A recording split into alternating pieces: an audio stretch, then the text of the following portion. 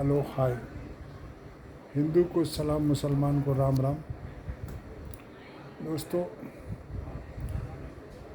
आज का लब्बो लबाब यही है कि 25 जून से तेलंगाना का online offline SIR form submitted होना शुरू हो गया।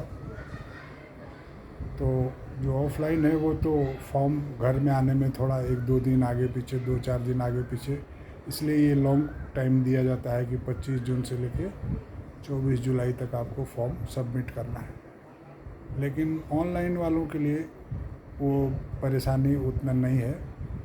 कहते हैं ना कि पढ़ाई लिखाई एक चीज़ ही है।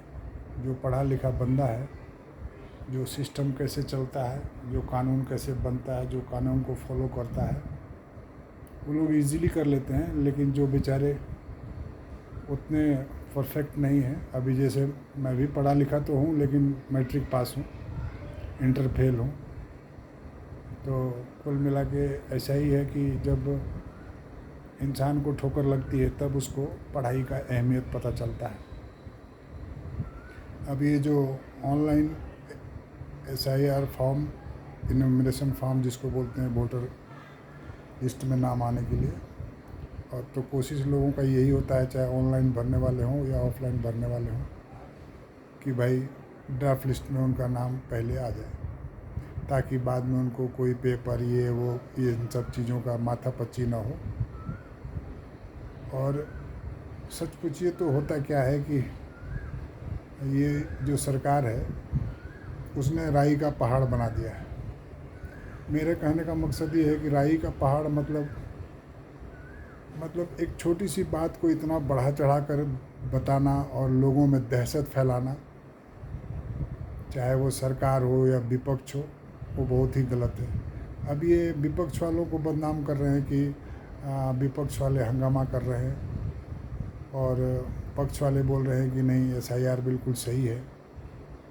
तो खैर, अब बोलते हैं ना कि भगवान के घर देर है अंधेर नहीं है, तो देखिए, और हो ही रहा है, वो सब आपके सामने है। अब बोलते हैं ना कि समझदार को इशारे की ज़रूरत है। समझदार तो जनता है ही है, और जब उसको मौका मिलता है तो ये जनता नेताओं को अपना राह दिखा देती है, और होना भी यही चाहिए। भाई, तुम कितने दिन बेवकूफ़ बनाओगे? जनता बहुत समझदार है। तुमको 5 साल के लिए दिया कि तुम जन सेवा करो, लेकिन तुम जन सेवा कहाँ, तुम अपनी ही पेट सेवा से तुमको फुर्सत नहीं है। तो खैर, जो भी है, अब तेलंगाना में भी चल रहा है एसआईआर, और लोग काफ़ी एक दूसरे से जो नहीं जानते हैं वो पूछते हैं। तो इसमें आज के ज़माने में ये भी है कि अरे यार, मैं उससे क्यों पूछूं, या कोई बढ़ चढ़कर गरीब की मदद करता है तो उसको भी लोग बदनाम करते हैं कि अरे देखो, इसको क्या ज़रूरत पड़ी है कि उसके पीछे पीछे जाके फॉर्म भरवा रहा है, ज़रूर ये उस पार्टी का होगा, इसको ये वोट की ज़रूरत है। तो कुल मिला के आज के ज़माने में ये है कि चोरों को सारे नज़र आते हैं चोर, और ईमानदार को सब ईमानदार आते हैं नज़र। जिसकी जैसी नीयत वैसी उसकी बरकत। तो कुल मिला के यही है दोस्तों कि आप जहाँ भी रहें, वो बोलते हैं ना कि कर भला तो हो भला। अगर आप किसी के बारे में अच्छा नहीं सोचेंगे तो मैं समझता हूँ कि भगवान हो या अल्लाह हो, वो भी आपके लिए अच्छा क्यों सोचेंगे। चलो ठीक है, आप अपने परिवार में क्या कर रहे हो, नहीं कर रहे हो, नेता जनता को किस तरह बेवकूफ़ बना रही है, नहीं बना रही है, वो अलग मैटर है।